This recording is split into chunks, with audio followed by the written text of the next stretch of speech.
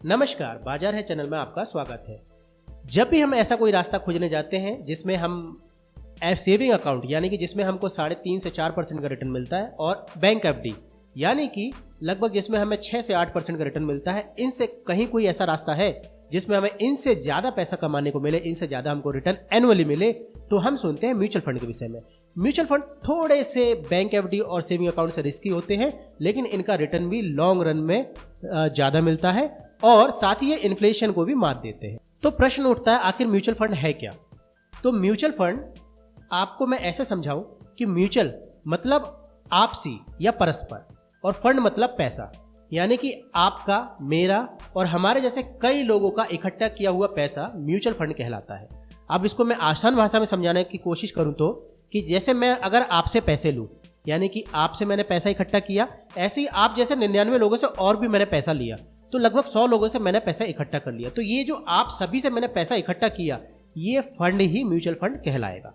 समझ में आया? तो इसी को म्यूचुअल फंड कहते हैं। तो ऐसे ही बहुत सारी कंपनियां म्यूचुअल फंड के रूप में पैसा इकट्ठा करती हैं और उन्हें डिफरेंट सेगमेंट में या असेट्स क्लास में लगाती है, जैसे कि स्टॉक मार्केट में, बॉन्ड में और डेट में। और इनमें लगाने के बाद उन्हें जो प्रॉफिट होता है, यानी कि जो रिटर्न जनरेट होता है, तो जो म्यूचुअल फंड के जो इन्वेस्टर होते हैं उनको वो लौटा देती है। अब हमारे मन में प्रश्न उठता है कि भाई ये म्यूचुअल फंड कंपनीज को क्या फायदा कि जो हमसे पैसा इकट्ठा किया, रिटर्न भी बनाया, इतना दिमाग भी लगाया, इनको क्या प्रॉफिट है? ये क्या करेंगे इतना पैसा इकट्ठा करके? कुछ तो प्रॉफिट होगा। तो जी हाँ, इनका भी प्रॉफिट होता है। ये एक्सपेंस रेशो के रूप में आपसे पैसा चार्ज करती है, जो होता है 0.5% से 1% एनुअली। ठीक है, कुछ जगह पर वो तो 2% तक चला जाता है। तो ये आप जब इन्वेस्ट करते हैं तो आपको ये भी देखना पड़ता है कि उनका एक्सपेंस रेशो क्या है। आने वाले वीडियो में मैं आपको स्टेप बाय स्टेप ये वीडियो बना रहा हूँ, उसमें मैं समझाऊंगा कि एक्सपेंस रेशो कैसे चेक करते हैं, कितना होना चाहिए और कैसे हमें इन्वेस्ट करना चाहिए।